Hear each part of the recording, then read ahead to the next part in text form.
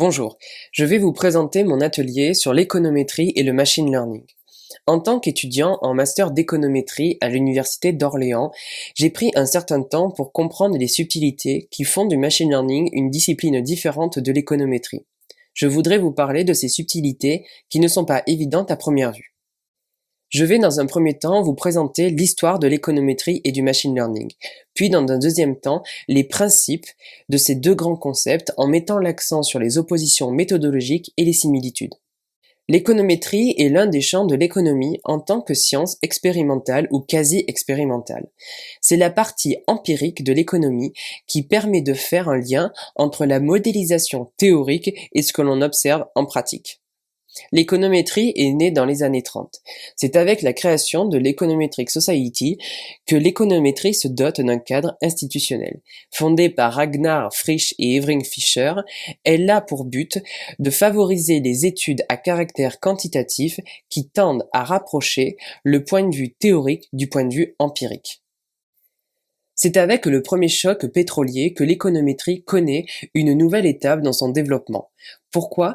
Parce qu'il y a une rupture qui se produit du fait qu'il y ait un décalage entre les prévisions macroéconomiques et la réalité. La théorie de la série temporelle se démocratise notamment avec l'ouvrage de Box et Jenkins dans les années 70. En effet, dans cet ouvrage, les deux auteurs développent le très populaire modèle ARMA. Ces modèles sont néanmoins paramétriques et on teste la valeur des paramètres. À la même période, apparaissent des tests de racines unitaires, Dickey-Fuller, permettant de voir si une série est stationnaire ou non. On peut également voir l'apparition des modèles Arch de Engel. Puis dans les années 2000, apparaît l'économétrie semi-paramétrique et non paramétrique, reposant toujours sur un modèle probabiliste, mais en insistant sur des algorithmes et leurs performances plutôt que sur les théorèmes asymptotiques. Ainsi, on peut parler d'économétrie plurielle, car elle comprend de multiples branches à très fort contenu. Cependant, l'économétrie s'est peu à peu éloignée de sa base économique. Le machine learning naît principalement avec le concept de la machine universelle de Alan Turing en 1936. Il pose ainsi les bases de l'apprentissage automatique avec son article sur l'ordinateur et l'intelligence dans les années 50, où il expose notamment le célèbre test Turing. L'usage de l'expression machine learning passe à la postérité avec l'informaticien américain Arthur Samuel en 1959 suite à la création de son programme pour IBM. Mais par la suite, le machine learning prend son essor. Il est aujourd'hui utilisé par de nombreuses firmes comme Google qui devient rapidement un pionnier. Celles-ci sont constituées d'observations distinctes avec une valeur particulière qui est observée, mais qu'il faudra ensuite prédire, et un exemple de features qui servent à obtenir la prédiction en question. Ainsi, le machine learning est fondé sur une approche d'étude des algorithmes informatiques qui s'améliorent automatiquement grâce à l'expérience. Je vais maintenant vous présenter les principes de l'économétrie et du machine learning en insistant sur les oppositions et les similitudes. L'économétrie correspond à l'analyse quantitative des phénomènes économiques réels basés sur le développement simultané de la théorie et de l'observation, liés par des méthodes d'inférence appropriées. Quant à lui, le machine learning correspond à l'étude scientifique d'algorithmes et de méthodes statistiques que le système informatique utilise pour effectuer une tâche spécifique sans utiliser d'instructions explicites, en s'appuyant plutôt sur des modèles et des inférences.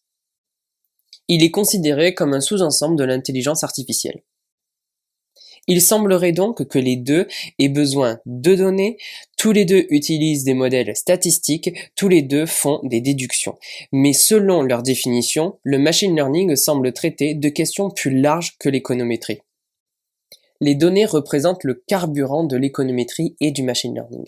En effet, sans les données, les paramètres ne peuvent pas être estimés et l'algorithme en machine learning ne peut pas être mis en route. Si les données sont biaisées, les prédictions le seront tout autant. De plus, une grande quantité de données est optimale pour ces deux principes. En économétrie, une faible base de données entraînera de mauvaises prédictions, et en machine learning, cela entraînera une faible performance de l'algorithme. Les données sont généralement représentées dans une boîte noire, où ici x représente nos variables explicatives et y la variable que l'on cherche à expliquer. À l'intérieur de cette boîte noire, la nature se conduit comme une fonction. À ce stade, les deux principes semblent converger, mais c'est aussi dans la manière et dans l'objectif qui divergent. Le but du machine learning est y, la variable expliquée, alors que l'objectif de l'économétrie est d'estimer bêta de chaque prédicteur. Le machine learning contourne ce modèle inconnu en proposant un algorithme pour effectuer une prédiction. L'objectif principal de l'économétrie n'est pas de prédire, mais de quantifier un phénomène économique. Au contraire, le machine learning est davantage tourné vers une approche prédictive que vers une compréhension structurelle des phénomènes sous-jacents. Les MCO restent la méthode la plus courante en économétrie. La méthode des moindres carrés ordinaires consiste à ajuster un nuage de points selon une relation linéaire estimant la forme de la relation matricielle y égale x bêta plus epsilon, où epsilon est un terme d'erreur. On minimise ici la somme des carrés des écarts entre chaque point du nuage de régression.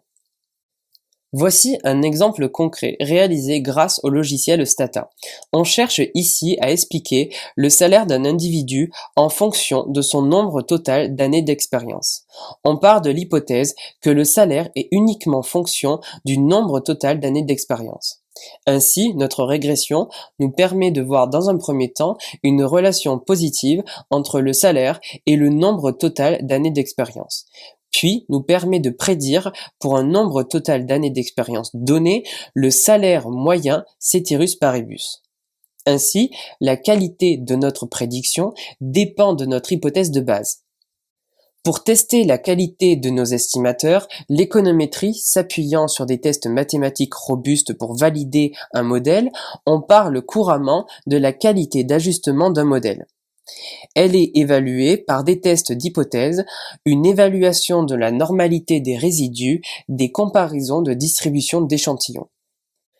Pour illustrer le machine learning, nous prenons l'exemple du random forest, où l'on effectue un apprentissage sur de multiples arbres de décision entraînés par des sous-ensembles de données légèrement différents. Les random forests peuvent être appliqués aussi bien aux problèmes de régression qu'aux problèmes de classification. L'évaluation des modèles d'apprentissage automatique dépendra de sa prédiction. L'idée sous-jacente est que si le modèle est capable de bien prédire, il a appris avec succès des modèles cachés dans les données. Pour s'assurer que le modèle n'a pas été surajusté, l'ensemble des données sera séparé en un ensemble d'apprentissage et un ensemble de tests. Puis viendra une brique de validation croisée pour vérifier le pouvoir de généralisation du modèle et qu'il n'a pas de biais dans la séparation des données. Cependant, contrairement à l'économétrie, notre fonction est non explicite, ce qui rend difficile l'utilisation du machine learning dans certains domaines. Nous avons vu ici que l'économétrie attache une importance à la qualité des estimateurs, contrairement au machine learning qui attache de l'importance à la qualité de la prédiction. Les fondements probabilistes de l'économétrie sont sans aucun doute sa force, avec non seulement une interprétabilité des modèles, mais aussi une quantification de l'incertitude. Néanmoins, la performance prédictive des modèles du machine learning est intéressante, car il nous permet de mettre en évidence une mauvaise spécification d'un modèle économétrique et certains de ces algorithmes conviennent mieux aux données non structurées.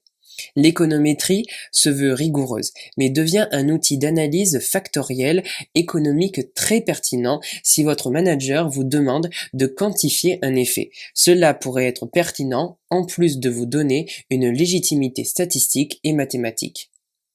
Une autre différence fondamentale entre le machine learning et l'économétrie réside dans leur base théorique. L'économétrie a une base solide en statistiques mathématiques et en théorie des probabilités. Les algorithmes, eux, sont mathématiques, robustes, avec des propriétés démontrables et attrayantes. Ces algorithmes sont principalement évalués sur la robustesse de leur base. Si le machine learning et l'économétrie diffèrent dans leurs approches et dans les questions auxquelles ils cherchent à répondre, on note tout de même une tendance relativement récente à une forme de convergence, avec l'utilisation de plus en plus importante des techniques du machine learning en économétrie et inversement un intérêt croissant sur les questions d'interprétabilité et de causalité en machine learning pour dépasser l'aspect boîte noire des procédures. Je vous remercie pour votre attention.